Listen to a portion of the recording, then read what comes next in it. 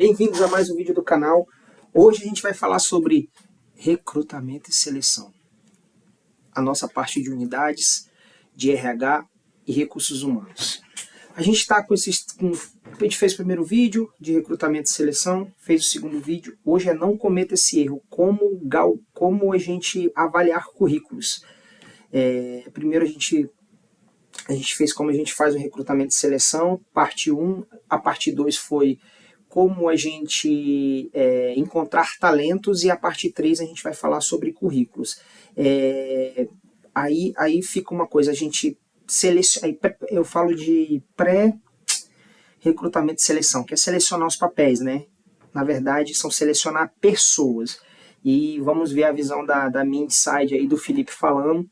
A gente viu esses dois episódios, foi dessa estratégia de avaliar currículos, né? Então, vamos ver essa visão deixa eu aumentar aqui, essa visão dele de recrutamento e seleção. Insight aqui.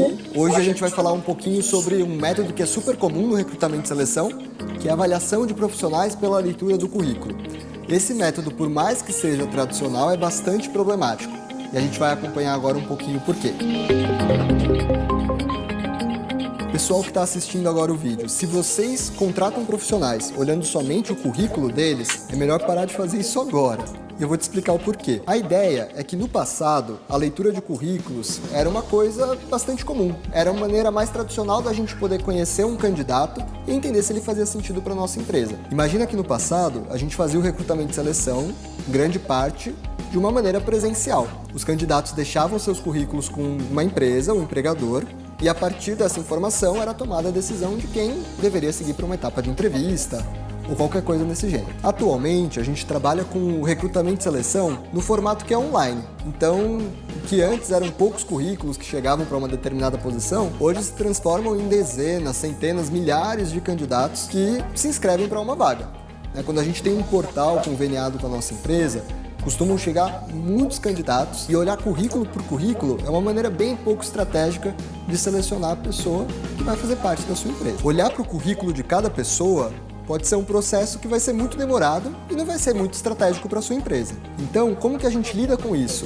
Como que a gente consegue identificar os talentos sem ser utilizando o currículo, né? O currículo poderia prever talento? Se você ainda não viu o vídeo anterior dessa série, esse é o momento para você ir lá dar uma olhadinha. Porque, na verdade, o que a gente está querendo dizer aqui é que o currículo, ele não é um bom preditor de performance. Ele é um bom preditor de background. Ele vai olhar para a trajetória do seu profissional, mas fazer inferências em cima dessa trajetória pode ser um palpite arriscado. Que tipo de atividade a gente deveria utilizar para substituir essa ação de olhar o currículo? O ideal é olhar para as habilidades que de fato predizem performance. E aqui a gente está falando, por exemplo, de habilidade cognitiva, habilidade de relacionamento interpessoal, o quanto que a pessoa tem uma ambição de carreira.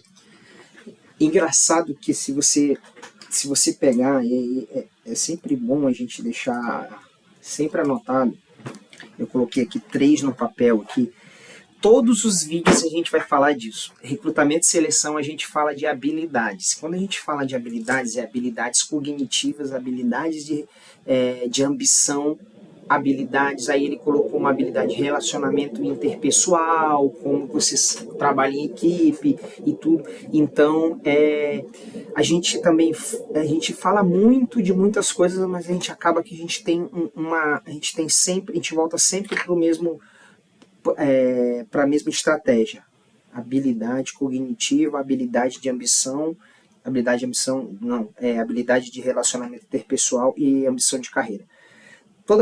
Todos os vídeos a gente fala sobre isso. Então fique atento a esses pontos. São pontos muito importantes a serem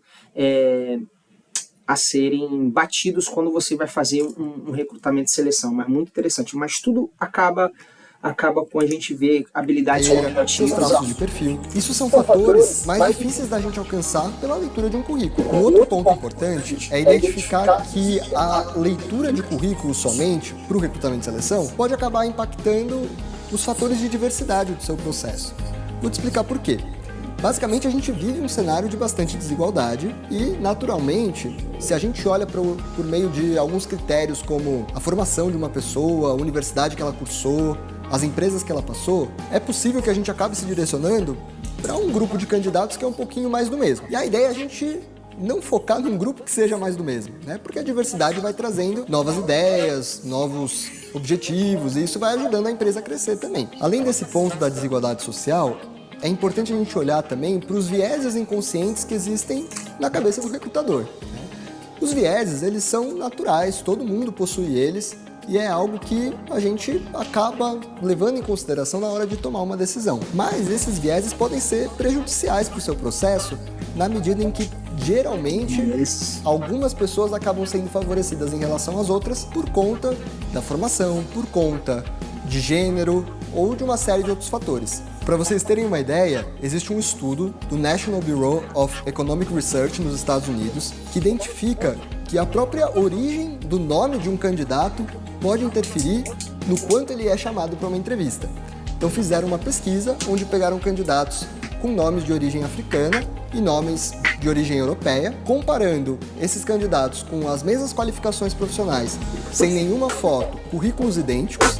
Aqueles que tinham nomes de origem europeia eram chamados 50% vezes mais do que aqueles de origem africana. Então, é interessante perceber que, para além do fato do currículo não ser um bom preditor de performance, existe uma série de outros fatores sociais e de vieses nossos que podem atacar a diversidade de um público de candidatos se a gente vai por esse caminho. Então, o que a gente deveria utilizar ao invés disso? A Mindsight trabalha com testes psicométricos, e esses testes são uma maneira da gente poder avaliar um grupo de candidatos sem incorrer em vieses, porque a gente está utilizando sempre o mesmo parâmetro. Para além disso, esses testes avaliam habilidades que estão mais correlacionadas com predição de performance. Então, esse é um bom caminho para a gente começar a fazer um recrutamento e seleção mais justo e mais diverso. Faz sentido?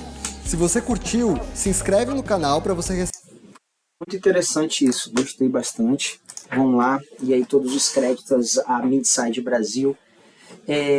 Quando a gente fala, ele falou das vieses da cabeça do recrutador. Aí depende muito de quem está, na verdade, de quem está recrutando, né?